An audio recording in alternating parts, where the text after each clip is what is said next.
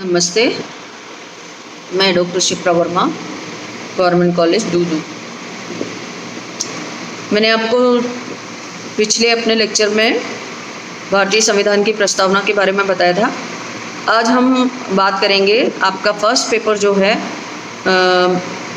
प्रमुख राज्य व्यवस्थाएं या वर्ल्ड कॉन्स्टिट्यूशन भी कहते हैं इसको, और हम ब्रिटेन के संविधान की बात कर रहे हैं। ब्रिटेन के संविधान की क्या क्या विशेषताएं हैं ये मैंने पहले आपको बताया था।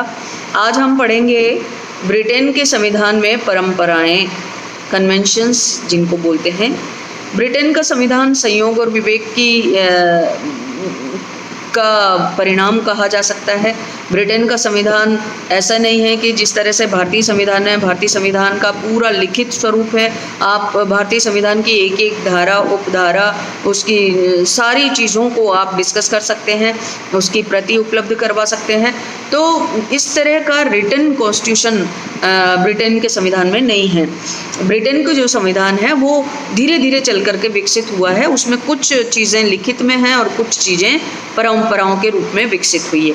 परंपराएं बहुत सारी ऐसी हैं, जब ब्रिटेन का जैसे सम्राट है, वो अगर किसी मीटिंग में नहीं जा रहा है तो वो एक परंपरा बन गई कि वहाँ उसकी जगह प्रधानमंत्री जाएगा। तो बहुत सारी लोक सदन को लेकर के परंपराएं हैं, बहुत सारी प्रतिनिधि सदन को लेकर के परंपराएं हैं, बहुत सारी क्राउन को लेकर के परंपराएं हैं। तो वो कौन सी ऐसी परंपराएं हैं, परंपराएं वास्तव में क्या हैं, उनका अर्थ क्या है, उनका महत्व क्या है, वो क्यों जन्मी है, परंपरा अलग है या कानून अलग है, कानून क्या है, परंपरा क्या है, ये सारी चीज़ें आपको समझनी बहुत अधिक आवश्यक है। तो ये जो परंपरा होती है वो व्यक्ति की सहमति से आगे बढ़ती हैं, यानी उसको सामाजिक स्वीकृति अपने आप मिलती चली जाती है, वो रूट्स में चली जाती हैं और धीरे धीरे वो मान्यता प्राप्त करती चली जाती हैं। विधि क्या है? विधि संविधान द्वारा स्थापित एक प्रक्रिया है जिस पर किसी भी देश के संसद में पूरा डिस्कशन होता है, पूरी चर्चा होती है, पूरी बहस होती है, उसके गलत सही सारे एस्पेक्ट्स पर चर्चा होती है। फिर चर्चा होने के बाद प्रथम और द्वितीय और तृतीय चरण होते हैं। उन चरण को पहुंचने के बाद 2/3 बहुमत के द्वारा किसी अधिनियम को कानून बनाया जाता है। तो ये एक सामान्य सी प्रक्रिया है। तो कानून अलग चीज़ होती है और परंपरा अलग चीज़ होती है। जैसे परंपराएं जो हमारे समाज में वर्षों से देखी जा रही हैं, एक बहुत एक उदाहरण मैं बता रही हूँ। जैसे स्त्री और पुरुष दोनों में अगर स्त्री को कमज़ोर मानना, ये एक परंपरा सी बन गई है। जबकि वास्तव में अगर देखा जाए तो स्त्रियां किसी भी दृष्टि से कमज़ोर नहीं हैं, इंटेलेक्चुअल स्थिति में भी कमज़ोर नहीं हैं। अगर आप सामाजिक दायित्व की स्थिति से बात करेंगे तो कमज़ोर नहीं हैं। मतलब बहुत सारी ऐसी चीज़ें हैं जो समाज में धीरे धीरे करके अपना स्थान बना लेती हैं। उसको हम परंपरा के नाम से जानते हैं। अगर ब्रिटिश कॉन्टेक्स्ट में बात करें, ब्रिटिश संविधान के बारे में अगर बात करें, तो परंपरा क्या है? ये विधि नहीं है, इन्हें न्यायालयों द्वारा मान्यता नहीं दी जाती। कानून के लिए बहुत ज़रूरी है कि वो न्यायालय द्वारा मान्यता प्राप्त होते हैं। आप किसी भी कानून के उल्लंघन के लिए न्यायालय का दरवाज़ा खटखटा सकते हैं, सुप्रीम कोर्ट तक जा सकते हैं, लेकिन परंपरा के लिए ऐसा प्रावधान नहीं है। इनका उल्लंघन होने पर न्यायालय कोई दंड नहीं दे सकता। ये बहुत मोटा अंतर आपको समझना है कि कानून वो है जिसके लिए वाद योग्य है सुप्रीम कोर्ट तक, लेकिन परंपरा के लिए आप किसी भी कोर्ट में नहीं जा सकते। लेकिन ये परंपराएं इंग्लैंड के राजनीतिक जीवन में इतनी गहरी बैठ गई हैं कि उनका उतनी ही दृढ़ता से पालन होता है जैसा कि हमारे यहाँ पर कानून का पालन होता है। जितना संसद द्वारा निर्धारित, संसद द्वारा पारित विधेयकों या कानूनों का पालन होता है, उसी तरह से इंग्लैंड में परंपराओं का पालन किया जाता है। जैसे यहाँ पर डाइसी लिखते हैं कि ये ढंग निर्धारित करने वाले नियम हैं जिस ढंग से सम्राट के स्वेच्छाचारी अधिकारों का प्रयोग किया जाना चाहिए। और कहता है कि परंपराएं उन समझौतों, आदतों, प्रथाओं से मिलकर बनती है जो राजनीतिक नैतिकता के नियम मात्र होने पर भी बड़ी से बड़ी सार्वजनिक सत्ताओं के दिन प्रतिदिन के संबंधों और गतिविधियों के अधिकांश भाग का नियमन करते हैं। इसी तरह J.S. मिल कहते हैं कि संविधान के अलिखित सूत्र हैं ये। एंसन इनको संविधान की रूढ़ियाँ कहते हैं। फाइनर कहते हैं कि परिपाटियाँ राजनीतिक आचरण के वे नियम हैं जिनकी स्थापना परिनियमों, न्यायिक निर्णयों या संसदीय परंपराओं के अंतर्गत नहीं बल्कि इनसे पृथक उनके पूरक के रूप में और उनके भिन्न उद्देश्यों की पूर्ति के लिए होती है। जेनिंग्स ने लिखा है कि विधि के बाहर कुछ नियमों का ताना बाना होता है जो विधि से असंगत नहीं होता, जिसे कानून मान्यता प्रदान नहीं करता और जो विधि के नियमों के समान ही निश्चितता के साथ वर्णित किया जा सकता है। इन नियमों को आजकल सामान्यतः संवैधानिक परंपराओं के नाम से जाना जाता है। परंपराओं को राजनीतिक नैतिकता के नियम, रूल्स ऑफ पॉलिटिकल मोरलिटी भी कहा जा सकता है। अब कानून और परंपरा में क्या अंतर होता है? कानून और परंपरा में अगर अंतर की बात करें तो पहला जो पॉइंट है वो ये है कि कानून संसद द्वारा बनाए जाते हैं, परंपराएं आवश्यकता के अनुसार संयोग से पैदा हो जाती हैं। दूसरा है कि कानून लिखित होते हैं, परंपराएं अलिखित होती हैं। तीसरा है कि कानून न्यायालय द्वारा लागू किए जाते हैं परंतु परंपराएं न्यायालय द्वारा लागू नहीं किए जा सकते।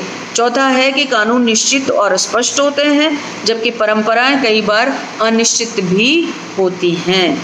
तो इस तरह से ये मोटा अंतर आपको देखने को मिलेगा। अब ब्रिटिश संविधान में कौन कौन सी तरह की परंपराएं हैं, उनके प्रकार क्या क्या हैं? तो मोटे रूप में 4 प्रकार की परंपराएं देखने को मिलती हैं। पहला है सम्राट से संबंधित परंपराएं, दूसरा है संसद से संबंधित परंपराएं, तीसरा है मंत्रिमंडल से संबंधित परंपराएं और चौथा है राष्ट्रमंडल से संबंधित परंपराएं। अब हम पहला लेते हैं कि सम्राट से संबंधित कौन कौन सी परंपराएं हैं।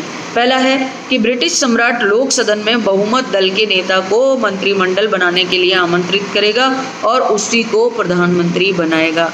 सेम यही व्यवस्था भारत के संविधान में भी ली गई है। भारत के संविधान में भी बहुमत दल का नेता ही प्रधानमंत्री बनता है और प्रधानमंत्री की सलाह पर पूरे मंत्रिमंडल का गठन किया जाता है। तो उसी प्रकार वहाँ पर सम्राट करता है, हमारे यहाँ पर राष्ट्रपति करता है। ये बेसिकली अंतर आपको समझना चाहिए साथ के साथ। दूसरा है कि सम्राट मंत्रिमंडल की बैठकों की अध्यक्षता नहीं करता। तीसरा है कि सम्राट को यद्यपि सैद्धांतिक दृष्टि से विधेयकों पर वीटो प्राप्त है किंतु पिछले 304 वर्षों से किसी भी सम्राट ने किसी भी विधेयक पर अपने वीटो का प्रयोग नहीं किया है। तो ये परंपरा बन गई है कि सम्राट अपने वीटो का प्रयोग नहीं करेगा। चौथा है कि सम्राट द्वारा प्रशासन कार्य अपने मंत्रियों के परामर्श से किए जाएंगे। पांचवा है कि सम्राट को यद्यपि लोक सदन को भंग करने का अधिकार सैद्धांतिक रूप से प्राप्त है परंतु अब यह परंपरा स्थापित हो गई है कि सम्राट इस शक्ति का प्रयोग केवल प्रधानमंत्री की परामर्श से ही करेगा।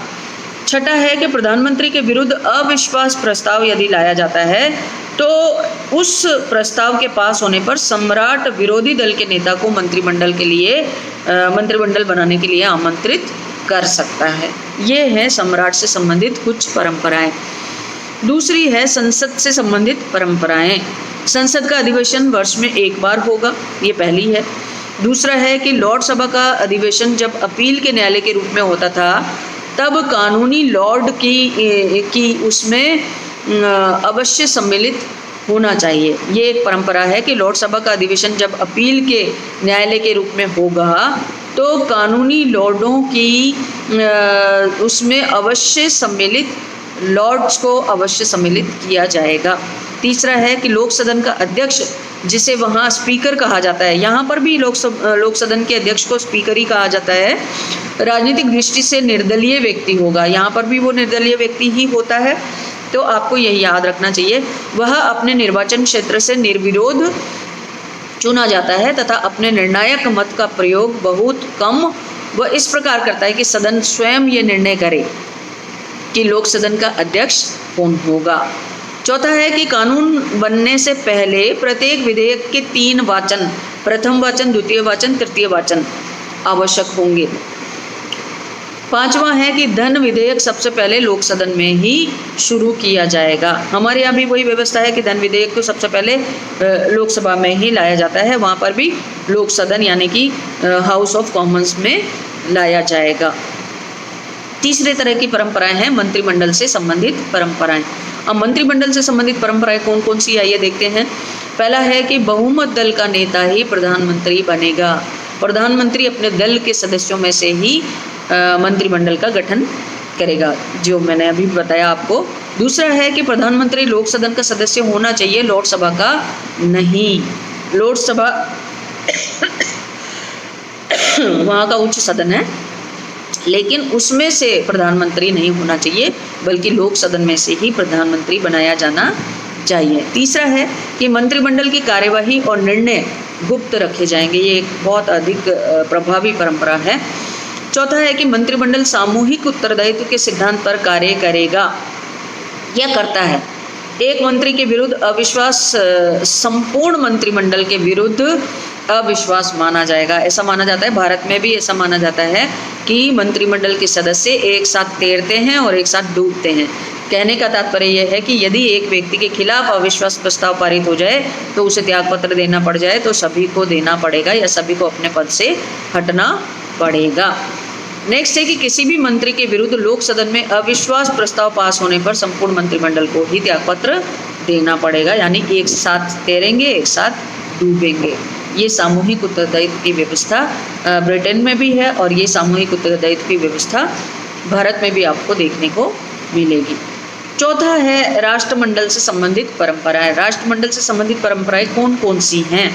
जैसे पहला है राष्ट्रमंडल के सम्मेलन का औपचारिक उद्घाटन राजा या रानी द्वारा ही किया जाएगा। ये पहली परंपरा है कि राष्ट्रमंडल का यदि अधिवेशन होता है, सम्मेलन होता है, अधिवेशन नहीं सॉरी सम्मेलन होता है, तो उसका औपचारिक फॉर्मल जो इनॉग्रेशन होता है वो राजा या रानी द्वारा ही किया जाएगा। दूसरा है कि किसी भी उपनिवेश के संबंध में संसद तभी कानून बनाएगी जब उपनिवेश की ओर से कोई लिखित प्रार्थना प्राप्त हो। बच्चों, ये उपनिवेश की व्यवस्था जब सेकेंड वर्ल्ड वॉर हुआ था तो बहुत ज़्यादा प्रभावी रूप से विद्यमान थी। अभी वर्तमान में इस तरह की उपनिवेश की व्यवस्था बहुत नई देखने को मिलती है। तो इसके बारे में ये था कि इनका जो कानून है वो संसद ही बनाएगी, लेकिन तभी बनाएगी जब लिखित प्रार्थना किसी उपनिवेश के द्वारा प्राप्त हो जाए। तीसरा है कि राष्ट्रमंडल संबंधी विषयों पर राजा अपने राष्ट्रमंडलीय मंत्री के परामर्श के अनुसार ही काम करेगा। इस तरह से देखने को मिलता है कि इस ब्रिटेन को जो संविधान है उसमें बहुत सारी परंपराएं विद्यमान हैं, बहुत सारी परंपराएं हैं और उनका बहुत अधिक महत्व भी है। ब्रिटेन की समूची मंत्री परिषद प्रणाली संवैधानिक परंपराओं पर ही आधारित है। यद्यपि ये परंपराएं विधि की किसी पुस्तक में नहीं पाई जाती, किंतु फिर भी यह विधियों के समान ही वहाँ पर मान्य है। प्रत्येक अंग्रेज उन्हें आदर की दृष्टि से देखता है। यह कितनी आश्चर्यजनक बात है कि ब्रिटिश शासन व्यवस्था में सर्वाधिक महत्वपूर्ण व केंद्रीय स्थान रखने वाले प्रधानमंत्री और उसके मंत्री परिषद का सन 1937 के क्राउन के मंत्री अधिनियम ministers of the crown act 1937 के पारित होने तक लिखित रूप में कहीं भी उल्लेख नहीं था। आप सोचिए कितनी ताज्जुब की बात है, कितने साल हो गए हैं तब से कोई नहीं था। अधिकांश परंपराएं सम्राट और जनता के मध्य लंबे संघर्ष के परिणाम स्वरूप परिलक्षित हुई थी और इनके द्वारा ही कॉमन सभा सम्राट से शनै शनै शक्ति छीनने में सफल हो गई और धीरे धीरे सम्राट केवल एक रबड़ की स्टैम्प की तरह ही बन गए। तो जैसे भारत में राष्ट्रपति की स्थिति है वैसे ही ब्रिटेन में संवैधानिक राजतंत्र वहाँ पे बोला जाता है। तो संवैधानिक राजतंत्र में राजा की वही स्थिति होती है जो हमारे यहाँ पर संवैधानिक लोकतंत्र में एक राष्ट्रपति की होती है। यदि आपातकाल हो तो स्थिति अलग है, लेकिन उसके अलावा ब्रिटेन के सम्राट की वही स्थिति है जो भारत में एक राष्ट्रपति की स्थिति होती है। तो आपको यहाँ पर ये बहुत अच्छे से परंपराएं समझ में आनी चाहिए। अब यह है कि इन परंपराओं का पालन क्यों किया जाता है। इन परंपराओं का पालन उसी प्रकार किया जाता है जिस प्रकार अमेरिका में संविधान के प्रावधानों का पालन किया जाता है। परंपराएं कानून नहीं है, उनका पालन उसी प्रकार फिर भी क्यों किया जाता है, ये एक सोचने का प्रश्न है। जिस प्रकार कानून का पालन होता है उस प्रकार परंपराओं का पालन क्यों होता है। इस पर अनेक विद्वानों ने बहुत सारे विचार व्यक्त किए हैं, लेकिन फिर भी हम अगर समग्र रूप में देखें तो 2-3-4 पॉइंट्स में हम ये समझ सकते हैं। कौन से पॉइंट्स हैं? जैसे पहला है कि परंपराएं उपयोगी हैं। क्यों? क्योंकि उनके द्वारा इंग्लैंड में लोकतंत्र सुरक्षित रहता है। ये बहुत इम्पोर्टेंट बात है और सरकार अच्छी तरह से चल पाती है, तो इस वजह से वहाँ पर परंपराओं को उपयोगी माना गया है। दोनों चीज़ें आप देखिए कि इंग्लैंड में लोकतंत्र की सुरक्षा बनी रहती है और दूसरा सरकार भी भलीभांति अपना काम कर पाती है। इसी दृष्टि से नेविल टी कर्क ने लिखा है, एक विद्वान है, उन्होंने लिखा है कि वे इसलिए उत्पन्न हुई हैं क्योंकि किसी समय वे बहुत लाभदायक प्रतीत हुई, क्योंकि उनका लाभ बना रहा, अतः उनकी निरंतरता बनी रही। अब उन्हें तोड़ा नहीं जा सकता क्योंकि वे ब्रिटिश राजनीतिक नैतिकता का अंग बन गई हैं। दूसरा है कि परंपराएं जन समर्थन पर आधारित है, क्योंकि इंग्लैंड की जनता इन परंपराओं का हृदय से पालन करवाना चाहती है और यदि उनका उल्लंघन हुआ तो कानूनी रूप से भी उनको छोड़ा नहीं जाएगा। एक प्रमाण लॉर्ड सभा ने 1909 में जो लॉर्ड जॉर्ज का बजट अस्वीकार कर दिया था, उसको हम इसका उदाहरण के रूप में ले सकते हैं। आपको डिटेल में पढ़ना है तो आपको बुक में ये सारी चीज़ें मिल जाएंगी। आपको डिटेल में पढ़ना चाहिए कि क्या वाक़या हुआ था, किस तरह से बजट को अस्वीकार कर दिया गया था, क्योंकि अगर हम यहाँ पर ये बात करेंगे तो बहुत लंबा व्याख्यान हो जाएगा। तो आपको छोटी छोटी चीज़ें मैं बताऊँगी, उसको आपको डिटेल में अपनी जो पाठ्य पुस्तक है उसमें आपको मिल जाएगा, वहाँ पर आपको डिटेल में पढ़ना है। तीसरा पॉइंट है कि परंपराओं ने संविधान की कार्यप्रणाली को सुगम बनाया है। ब्रिटिश संविधान में परंपराओं का महत्व इसलिए भी है क्योंकि उन्होंने संविधान के विकास को स्वाभाविकता प्रदान की है। इन्हीं के आधार पर संविधान का धीरे धीरे शनि शनि करके विकास हुआ है। निरंकुशवाद से निकलकर ब्रिटेन लोकतंत्रीकरण के मार्ग पर चला है। जहाँ संविधान के क्रियान्वयन में कठिनाई आई है, वहीं किसी परंपरा ने इस उलझन को दूर भी किया है। चौथा पॉइंट है कि परंपराओं द्वारा कार्यपालिका का लोकतंत्रीकरण भी किया गया है। परंपराओं के द्वारा इंग्लैंड में निरंकुश कार्यपालिका का लोकतंत्रीकरण कर दिया है। जैसा कि फाइनर कहते हैं कि राजतंत्री संविधान को लोकतंत्री संविधान का रूप देने में और 17वीं शताब्दी से 21वीं शताब्दी तक आने में ब्रिटेन के लोगों ने नए अनुच्छेद जोड़ना पसंद नहीं किया, बल्कि वे परंपराओं के विकास पर ही निर्भर रहे। तो आप देख सकते हैं कि किस तरह से ये ब्रिटेन के संविधान में महत्व रखती हैं, क्योंकि पूरा संविधान जो संवैधानिक ढांचा है, सरकार है, वो सारी की सारी इन परंपराओं पर ही आधारित बनी हुई हैं। पांचवा पॉइंट है कि परंपराएं सम्मान संहिताएं हैं, कोड ऑफ ऑनर जिसको कहा जाता है। कैसे हैं कि मुख्य रूप से वो इसीलिए उनका पालन किया जाता है कि वे खेल के नियमों के समान है। जैसे खेल के नियम से परे कुछ भी नहीं है। अगर आपने फाउल कर दिया तो वो फाउल ही होगा, उसको मान्यता नहीं दी जाएगी। तो उसी तरह कोड ऑफ ऑनर हैं ये परंपराएं वहाँ पर। यदि उनका उल्लंघन हो तो निस्संदेह कोई गैर कानूनी कार्य नहीं कर सकता, परंतु असंवैधानिक अवश्य होगा और उसके विरुद्ध जनता की तीव्र प्रतिक्रिया भी हो जाएगी। यही कारण है कि एडवर्ड अष्टम को भी जनमत के सामने झुकना पड़ा था, भले वो राजा हों, लेकिन फिर भी क्योंकि लोगों का दबाव था तो उनको वो वहाँ पर झुकना पड़ा था, क्योंकि उनको जनमत ने एक कैथोलिक स्त्री से विवाह करने के लिए आज्ञा नहीं दी थी। अब ये प्रकरण भी आपको वहाँ पर पढ़ना चाहिए, क्योंकि वहाँ पर ये मान्यता है कि राजघराने के लोगों को प्रोटेस्टेंट ईसाई ही होना चाहिए।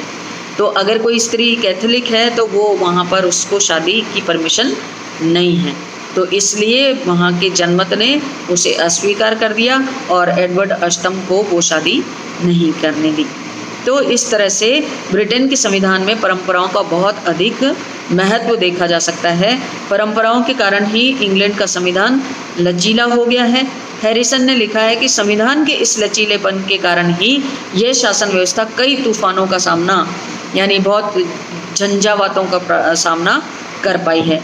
न्यूमैन ने लिखा है कि परंपराओं का पालन इसलिए नहीं होता कि वे राज्य की सर्वोच्च विधि हैं, बल्कि इसलिए होता है कि उनका संबंध संवैधानिक सरकार तथा प्रजातंत्र से है, जिससे सभी इंग्लैंडवासी सहमत हैं। वियर ने लिखा है कि परंपराएं अल्पसंख्यकों के अधिकारों की रक्षा करती है, विधानमंडल के दोनों सदनों के परस्पर संबंध नियमित करती है, विधान पालिका के संगठन को निर्धारित करती है, विधान पालिका और कार्यपालिका के संबंध को निश्चित करती है, राजनीतिक दलों और शासन के अंगों के संबंध निर्धारित कर शासन की रूपरेखा को संतुलित करती है, शासन व्यवस्था को परिस्थितियों के अनुकूल लचीला और परिवर्तनशील भी बनाती है। तो ये स्पष्ट है कि परंपराओं की मान्यता केवल इसलिए नहीं है कि उनका विधि से संबंध है, बल्कि इसलिए अधिक है कि वे जनता की पवित्र धरोहर भी हैं।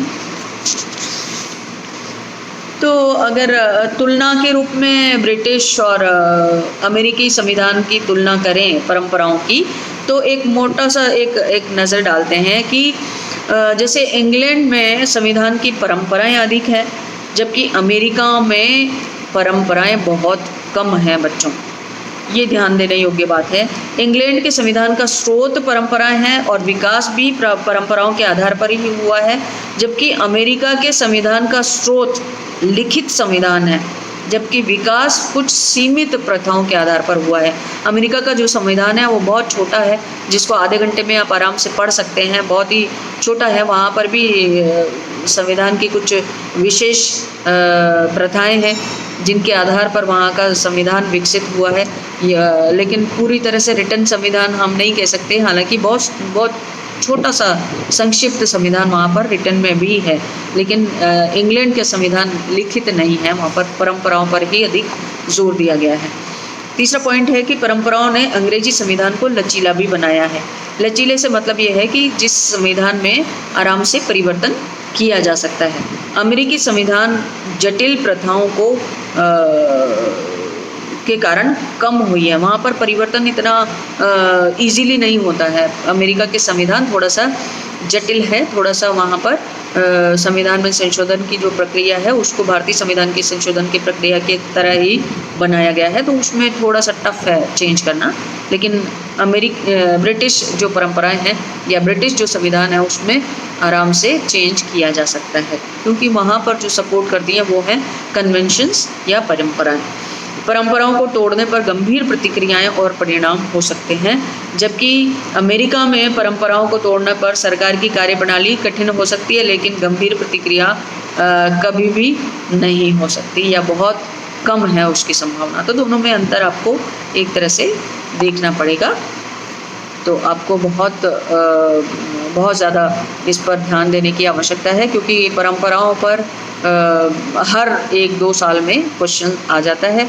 20 नंबर का क्वेश्चन आता है, तो आपको ये सारी परंपराएं याद करनी पड़ेंगी, देखना पड़ेगा, दोनों को तुलना करनी पड़ेगी। आप भारतीय कॉन्टेस्ट में भी देखिए, अमेरिकन कॉन्टेस्ट में भी देखिए और इंग्लैंड के संविधान को समझने का प्रयास कीजिए।